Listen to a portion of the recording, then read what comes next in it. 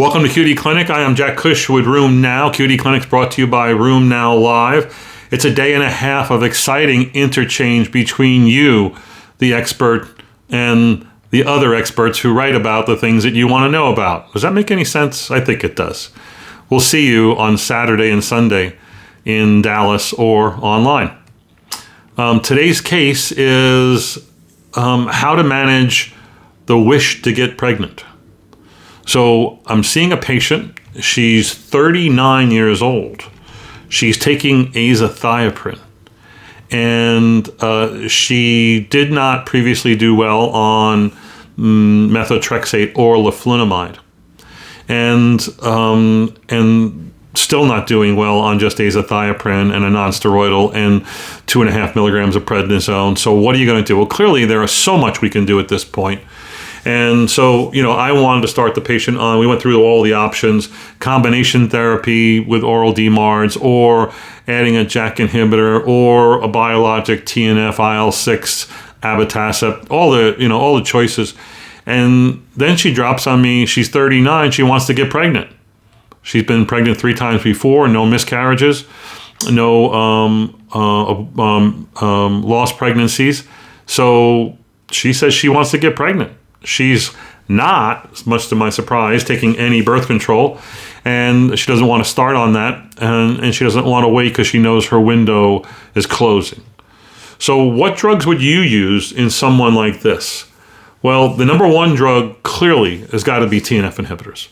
The TNF inhibitors, number one, tons of people who've conceived on them, tons of people who carried the whole pregnancy on a TNF inhibitor, and the complication rate for being on a TNF inhibitor at birth is very, very low. But if you want to make that 0, then certolizumab's your favorite choice, but all of them work. In my case, I think I would like to see certolizumab or etanercept for its shorter half-life, as opposed to adalimumab or golimumab or even infliximab. But they all would be just fine choices. Which would you use next? Well, I got enough right there. I don't need to go to next. Now, I have treated patients who want to get pregnant or during pregnancy with abatacept, with IL-6 inhibitors, and with JAK inhibitors, and even with rituximab. It's just that there isn't the same amount of safety data as has been accrued with the TNF inhibitors. So bottom line is you got to control inflammation if you want to make a baby. A healthy mom is necessary to make a healthy baby. Do that by whatever means necessary with only a few rules in place. Number one, the drug you're not allowed to use during pregnancy is mycophenolate. That's a clear-cut teratogen, a big major no-no, much more so than methotrexate or leflunomide, which are also on the list of drugs you probably don't want to use.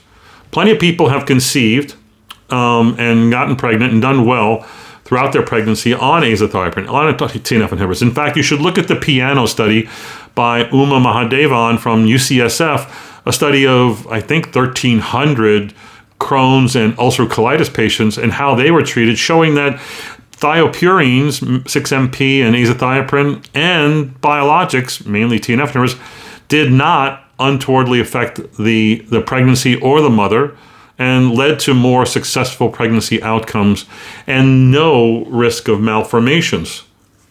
So why not consider that? Oh, by the way, Dr. Mahadevan is going to be giving a step talk, a TED-like talk, on Saturday at Room Now Live. She has a great lesson, which is, the hazards of stopping your DMARDs in someone who wants to get pregnant is way, way worse than you can possibly imagine. Listen to her lecture. I'm going to find it instructive. We'll see you in Dallas or online in a few days.